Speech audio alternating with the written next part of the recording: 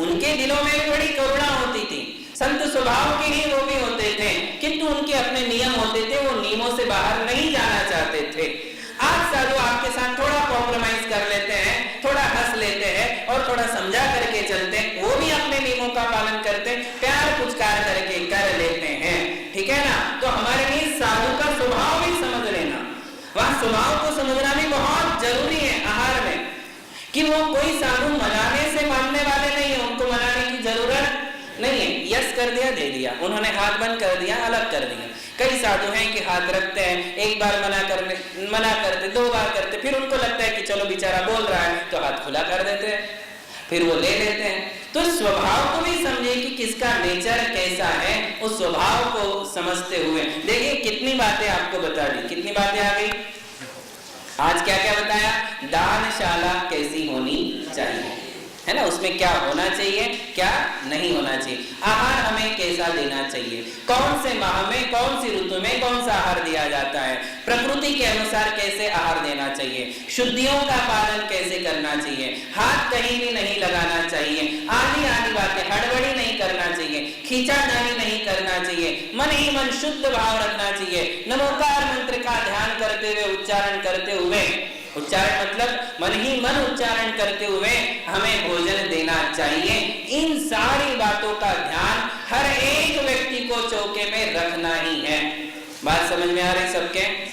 कभी इन बातों का उल्लंघन मत कीजिए। सालों साल से कई लोग आहार देते आ रहे हैं, ऐसे भी लोग हैं जो 20 साल से आहार दे रहे हैं, किंतु वो भी बड़ी हड़बड़ी कर देते हैं, वो भी गलतियां कर देते हैं, उनका भी ध्यान नहीं रहता है। कई लोग 1 साल से आहार दे रहे, सीख समझ करके आहार दे रहे, बड़ी सभ्यता से आहार देते हैं, ऐसा भी हमारे लिए देखने को मिलता है। गलत कोई नहीं है, गलती हमारे अज्ञान में है। कहाँ है गलती, कहाँ है? हमारे अज्ञान में गलती होती है, इसलिए इन सारी बातों को सभी को ध्यान रखना है। आज हमारा ये प्रकरण करीब करीब पूरा होने को है। आहार दान का प्रकरण हमने कहां से प्रारंभ किया था? विधि से प्रारंभ किया था, विधि, द्रव्य, दाता, पात्र, दानशाला, और आज हमने आपके लिए बताया कि कैसे कैसे हमारे लिए आहार देना चाहिए। किंतु ये बात कभी मत भूलना, कौन सी बात, कि हमारे मुनिराज हमारे बच्चे कब हो जाते हैं?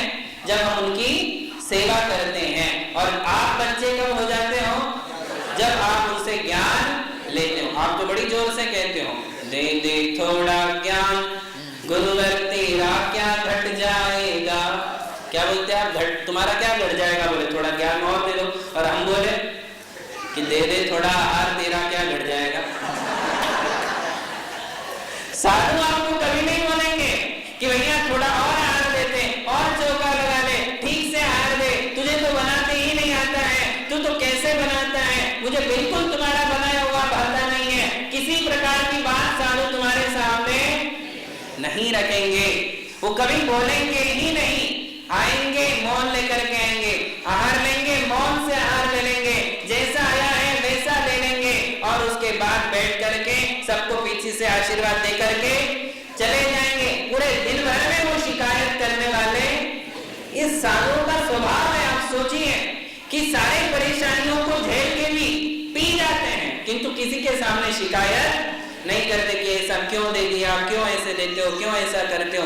इस टाइप की बातें कभी साधु संतों के मुख से आपको सुनने को नहीं मिलेगी। एक थोड़ा सा प्रकरण और है कि साधु संतों की चर्या, आहार चर्या कितने प्रकार की होती है, मतलब उनकी भावनाएं कैसी होती हैं, वो वृत्ति कैसी होती है, इस बात को हम आपके लिए आगे समझाएंगे। महावीर भगवान की जय।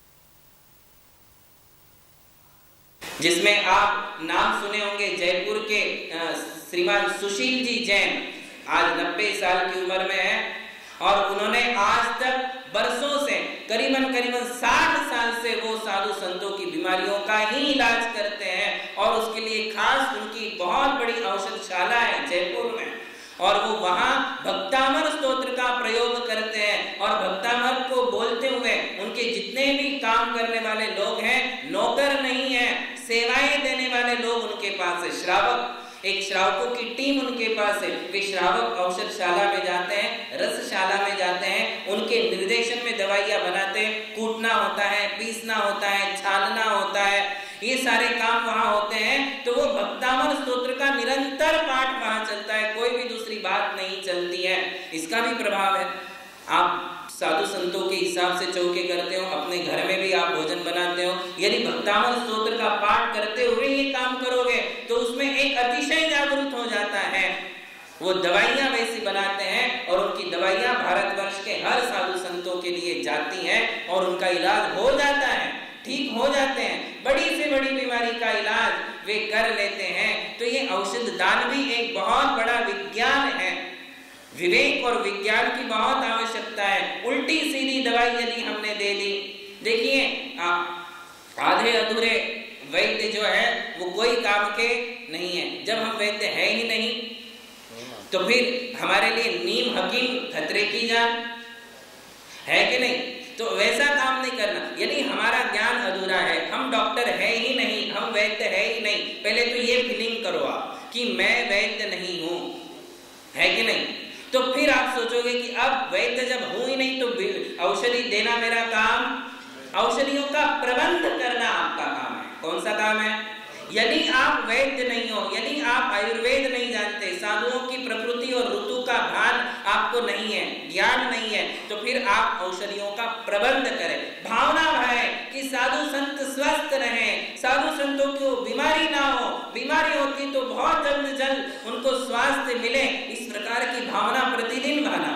रोज एक बार ये भावना भाव कि जहां जहां भी साधु संतों के आहार हो रहे हैं, निरंतराय आहार हो, निर्विघ्न आहार हो, साधु संतों को स्वास्थ्य लाभ हो, उन्हें किसी प्रकार की बीमारियां ना हो, क्योंकि इसमें विचक्षणपना बहुत आवश्यक है, बहुत ही चतुराई आवश्यक है, बुद्धि की बहुत जरूरत है कि इलाज क्या है, डायग्नोस होना बहुत जरूरी है कि पहले पकड़ में तो आए कि बीमारी क्या है। जब बीमारी ही पकड़ में नहीं आएगी तो फिर हम कैसे कोई दवाई दे सकते हैं?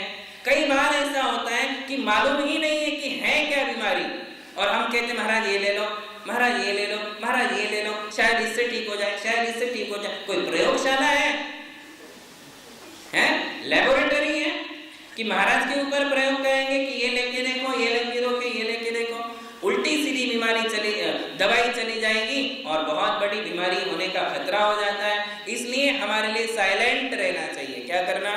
साइलेंट। और उस डॉक्टर से सारे आप परामर्श लीजिए कि हमारे लिए इनका इलाज कैसे करना चाहिए। इसे कहते हैं औषधि दान। क्या कहते हैं? बात समझ में आई? आहार प्रतिदिन, औषधि प्रतिदिन नहीं। औषधि कब?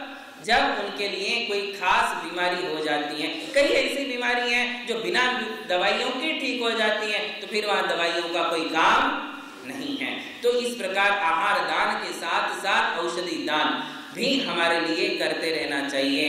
ये दूसरा प्रकार है साधु संतों की वैयावृत्ति करने का। तीसरा प्रकार है उपकरण दान। कौन सा है? उपकरण दान। उपकरण का मतलब है जो साधुओं के संयम में सहायक हैं, ऐसे वस्तुएं, वो वस्तु ला करके साधुओं को देना। जैसे ये संयम का उपकरण है, पीछी का प्रबंध करना, पंखों का प्रबंध करना। पीछी स्वयं बनाना सीखो। हम बनाते नहीं है तो आज साधु संघों में स्वयं पीछियां बनाई जाती हैं। क्यों? क्योंकि ये श्रावक समाज की जो है असावधानी है या आलस है कि वो स्वयं पीछी तैयार कर सकते हैं। यदि इतना बड़ा कारोबार संभाल सकते हो, बिजनेस कर सकते हो, टेक्नोलॉजी में इतना दिमाग चलता है, कंप्यूटर में बैठ गए तो एक बार में सारे फोल्डर आप ओपन करके सब हैंडल कर सकते हो, तो क्या पीछी नहीं बना सकते हो? बना सकते हो, किंतु आपके पास फुर्सत नहीं है, या आपके लिए उतना समर्पण नहीं है, या सेवा का भाव नहीं है, इसलिए आप पंख ला करके जरूर रख देते हो, वो भी आपको ही लाना है। किंतु आज अधिकतम पीछी कौन बनाते हैं? साधु संत ही अपनी पीछी बना लेते हैं। संघों में ये व्यवस्था हो जाती है, भैया जी दीदी जी ये सब उसमें मदद कर देते हैं, पीछी बन जाती है, कोई बात नहीं। किंतु ये उपकरण है, क्या है? संयम का उपकरण पीछी, उसका प्रबंध करना। शौच का उपकरण है कमंडल, उसका प्रबंध करना। ज्ञान के उपकरण है शास्त्र, डायरी, पेन, इसका हमारे लिए प्रबंध करना। सोने के लिए पाटोई की आवश्यकता है, उसका प्रबंध करना। चटाई यदि उनको आवश्यक है, चटाई का प्रबंध करना। माला आवश्यक है तो माला का प्रबंध करना। ये सारा उपकरण दान है। ये उपकरण दान भी कौन करेगा? एक श्रावक ही करेगा। क्यों श्रावक ही करेगा? क्योंकि साधु संतों के पास अपनी कोई अकाउंट नहीं है, बैंक बैलेंस नहीं है जो वहां से निकालेंगे। उनके पास कोई वो एटीएम कार्ड नहीं है कि जा भैया निकाल के ला और इससे पीछे खरीद के ला।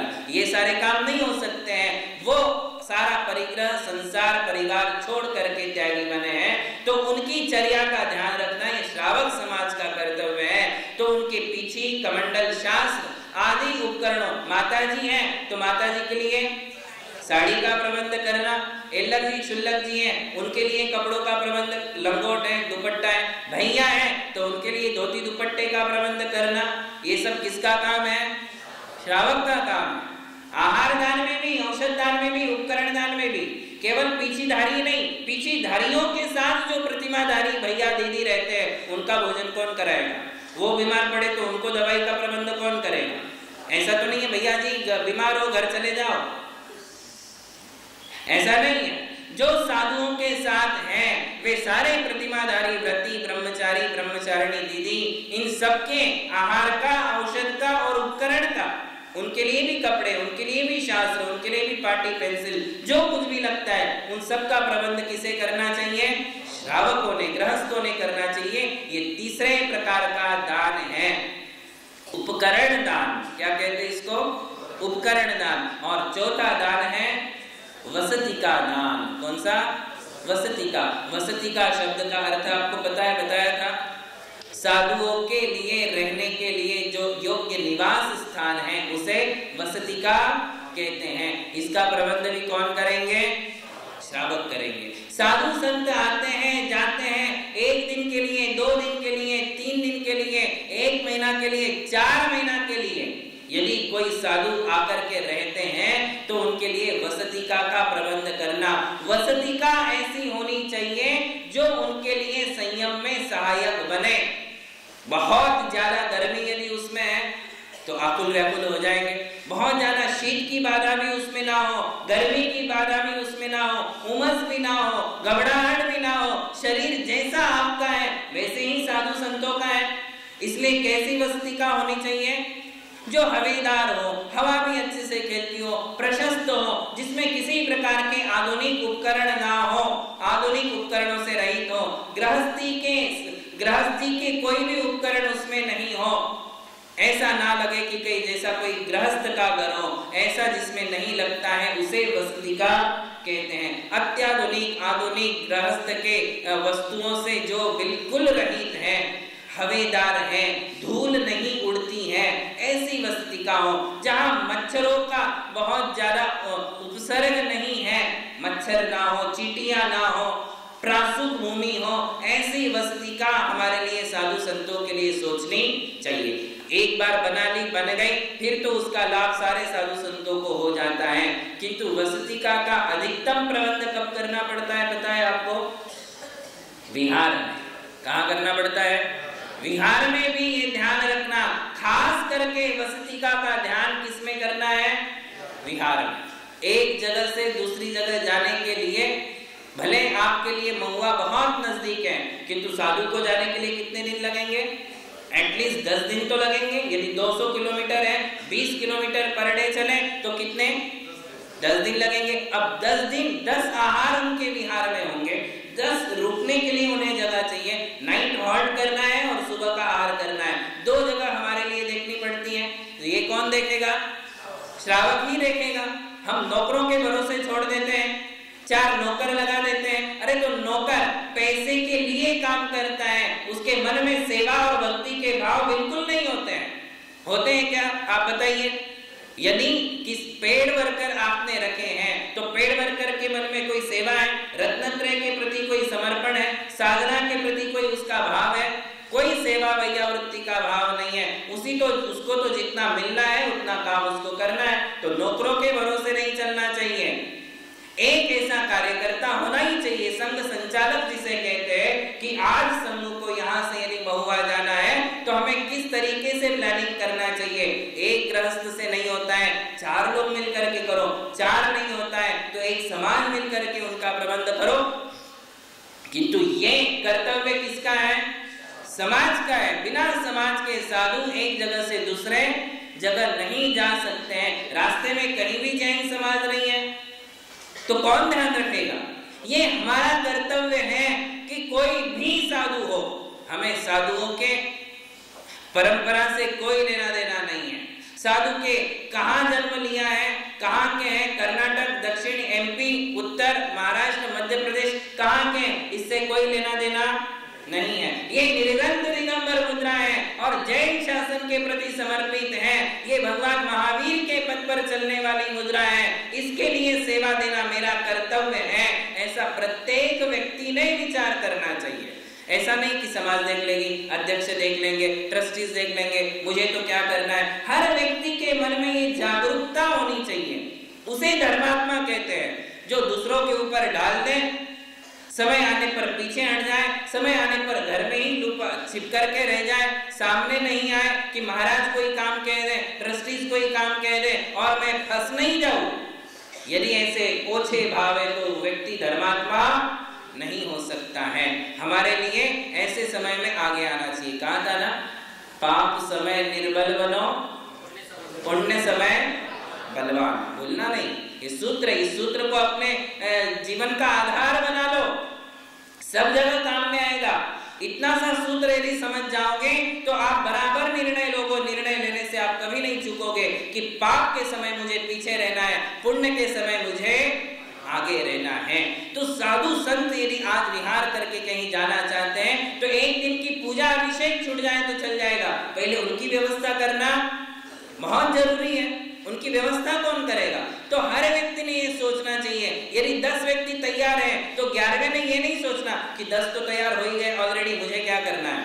भाई 10 करेंगे तो 10 का पुण्य 10 को ही मिलेगा, तुम्हें मिलने वाला नहीं है। तो ये पुण्य भी मेरे झोली में पड़ना ही चाहिए, ये भी पुण्य मुझे कमाना है।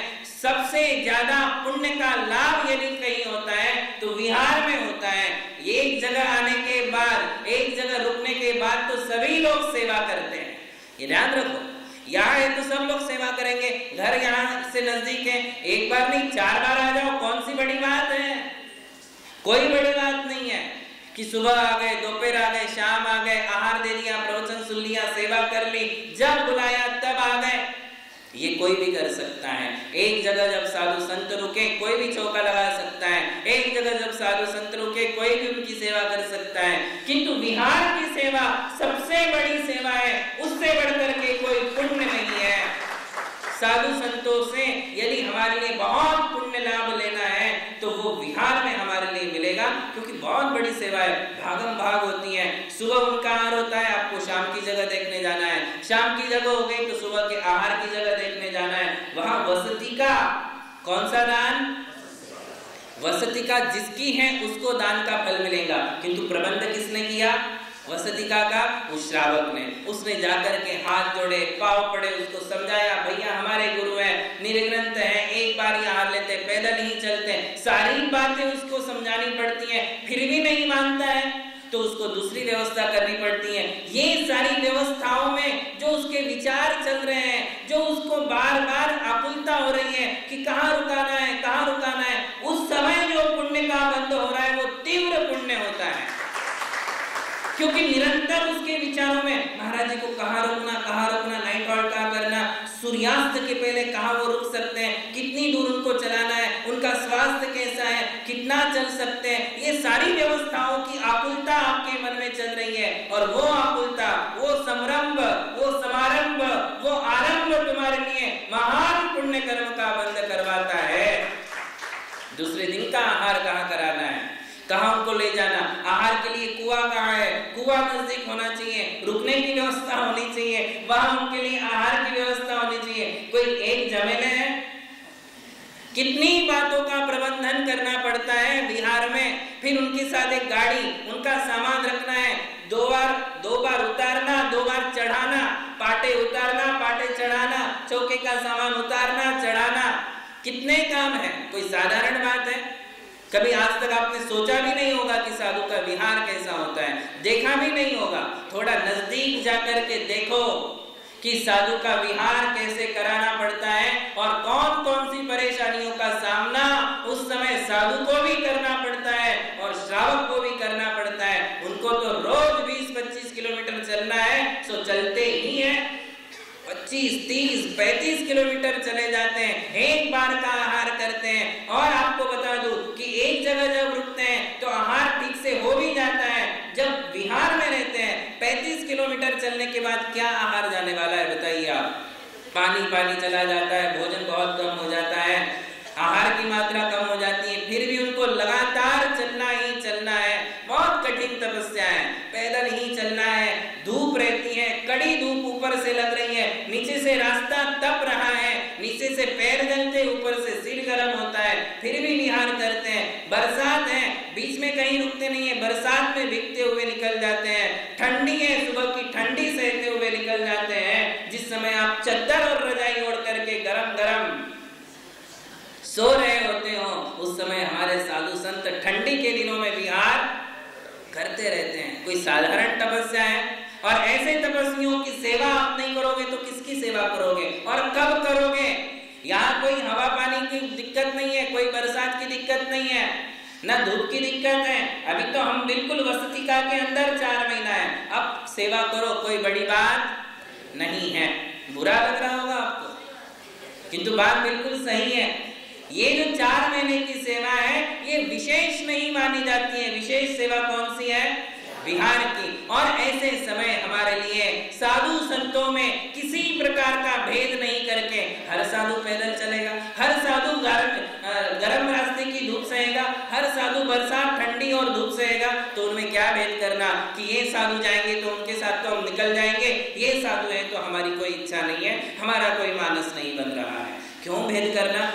हमारे लिए हर साधु संत की, हर आरिका संघ की, हर संघ की सेवा करना है और एक अपना ग्रुप बनाना चाहिए, वैयावृत्ति संघ बनाना चाहिए जो विहार में हमारे लिए खास काम है। कि कोई भी साधु जाता है तो हमारा वो वैयावृत्ति ग्रुप, विहार का एक ग्रुप बन जाए और उनके लिए हम कम से कम, मुंबई में हो तो इधर यदि जाते हैं तो महुआ तक आपको छोड़ने जाना, इधर यदि जाते हैं तो पुणे तक छोड़ने जाना, उधर से जाते हैं तो नासिक तक छोड़ने जाना ही चाहिए। इतना तो हमारा कर्तव्य है, वो कर्तव्य पालन करना ही चाहिए। आप अपने आप में काम विभाजित कर लो कि भैया मैं सर्विस में हूँ, मैं 2 दिन दे दूंगा, मेरा बिजनेस है मैं 4 दिन दे दूंगा, मैं इतने दिन की छुट्टी ले सकता हूँ। सब लोग अपनी अपनी तारीख बता दो, अपने अपने दिन बता दो और ग्रुप से काम करो तो बहुत बढ़िया काम होगा, एक के ऊपर भार नहीं आएगा। किंतु यहाँ से पुणे, यहाँ से नासिक, यहाँ से सूरत, महुआ तक हमें छोड़ना है तो छोड़ने जाना ही है, और इधर सिर्फ गुलालवाड़ी तक, आगे समुंदर है कि नहीं? तो हमारे लिए विहार की व्यवस्था करना चाहिए, इससे बढ़कर दुनिया में कोई वैयावृत्ति नहीं है। तो ये चौथा दान है वसति का दान। इस वसति का दान में कौन प्रसिद्ध हुआ? सुअर। कौन? एक मुनिराज। कथा बहुत लंबी चौड़ी है, संक्षिप्त में मैं आपको बताऊंगा कि एक मुनिराज जो है वो जंगल में एक गुफा में चले जाते हैं ध्यान करने। सूर्यास्त होने वाला था तो वो एक गुफा उनको खाली नजर आई, वहां जाकर के वो बैठ गए। वो गुफा सुअर की थी। एक्चुअली किसकी गुफा थी? सुअर की। सुअर की गुफा थी और उस सुअर की गुफा में वो जाकर के बैठ गए। सुअर पूर्व पर्याय में जो एक कुम्हार था, कौन था? कुम्हार। कुम्हार की पर्याय में भी उसने एक मुनिराज की सेवा की थी, उनके लिए वसति का दान दिया था। किंतु उस जब मुनि को वहां रुकाया था पूर्व जन्म में, तो उसके मित्र ने उस मुनिराज को वहां से हटा दिया, हकाल दिया, निकाल दिया। तो उस मित्र से उसका झगड़ा हुआ, दोनों बहुत लड़े, लड़ करके एक सुअर बना और एक व्याघ्र बन गया, शेर बन गया। मुनिराज उस गुफा में जाकर बैठ गए। सुअर को, उन मुनि महाराज को देखते ही जाति स्मरण हो गया कि मैं पूर्व पर्याय में क्या था। इस समय और उसके भाव विशुद्ध हो गए कि नहीं, मुझे ये अवसर मिला है, मैं साधु की सेवा में अपना पूरा तन मन लगा दूंगा। और उसके लिए जाति स्मरण हुआ, विशुद्धि जागी और उसने सोचा कि यदि शेर आया, शेर रोज आता था, तो मैं शेर से मुनिराज की रक्षा करूंगा। वो द्वारपाल बन करके उस गुफा के द्वार पर खड़ा हो गया, जंगली सुअर था, और शेर आया। शेर को कहीं से ऐसा, उसको तो सुगंध बांस आ जाती है, बांस आती समझ गया कि कहीं कोई आदमी है। वो उस गुफा के पास आया, महाराज को उसने देखा, उनके ऊपर वो झड़पने ही वाला था कि इतने में सुअर बीच में आया। दोनों में घमासान युद्ध हुआ और दोनों ही मर गए। सुअर वैयावृत्ति की भावना रखकर, मुनि रक्षा के भाव से, वसतिका दान के प्रभाव से मरकर सौधर्म स्वर्ग में एक बहुत सुंदर बुद्धियों का धारी देव बना, और वो जो व्याघ्र था वो मरकर नरक में। दोनों ही लड़े, दोनों ने संक्लेश किया, दोनों ने ही एक दूसरे का खून निकाला, किंतु लड़ने के बाद भी एक को स्वर्ग मिला और एक को नरक मिला। क्यों? उद्देश्य अलग है।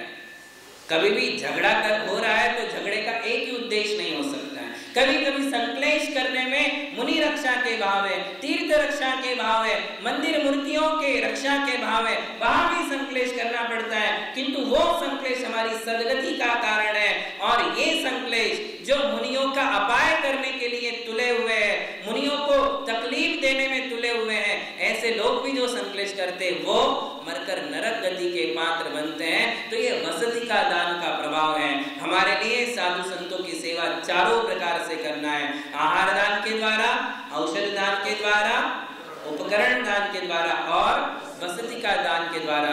इस प्रकार ये गुरुओं की वैयावृत्ति हमें कैसे करना चाहिए, ये एक प्रकरण हमारा यहाँ पूर्ण होता है। महावीर भगवान की